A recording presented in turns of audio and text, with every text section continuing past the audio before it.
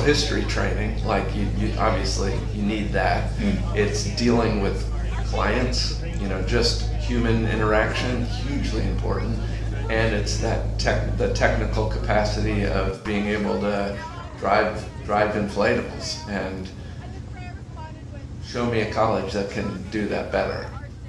I mean, that sounds like I'm beating my chest, but I'm very proud of that, and I think the evidence is there. Like from Scott Krause, from 1972 up to the Matt Messinas of the world, we have 5 decades of people who have cut their teeth on Mount Desert Rock and have gone off to do amazing things in the world, and that's why we invest the money in that infrastructure out there.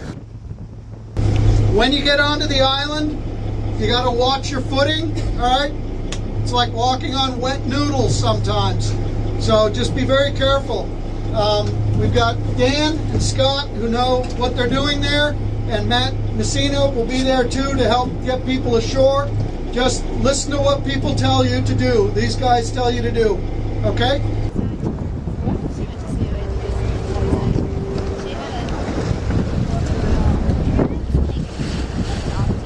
It's amazing how many students have then gone on to work the polar regions. Because if you can learn how to drive a boat out here and land materials out here, then you can do just about anything. There is an economic value to the product, that you're training people to do very unique things, and it's certainly for some of them they've gone on and made livelihoods doing that. And that it is, I think, maybe inevitable that it'll wash away, but I think we're going to see Boston and New York and other places suffer tremendously also. A lot of these cities that were built on elevations like this.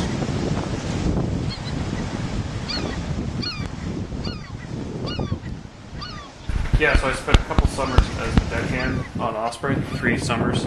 I worked down on the boat, and so we served the station here. Yeah. So it was we were just, a lot of it was hauling construction materials out here, and then also landing people, either trustees at the college or we brought the Mars family themselves out here to see the progress at one point, and the work that I did at the college between the boat work, and also I worked as a naturalist on the Bar Harbor Whale Watch for a while, and so the skills that I picked up here are the reason that I can do that job. And then actually, so it's a very unique program, and it's probably the best. It is probably single school that has put out the most naturalists on these boats because of the combination of skills that go into that job.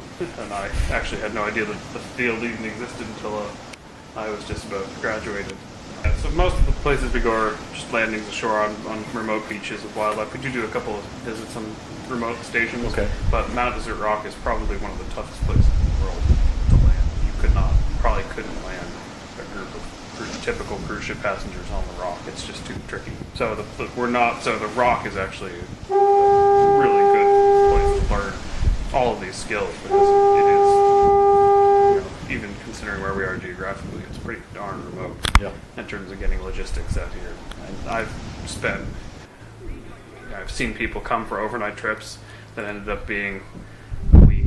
We'll knock on wood if you get home today, but it's because some days you just can't do it. You can't put a boat down here.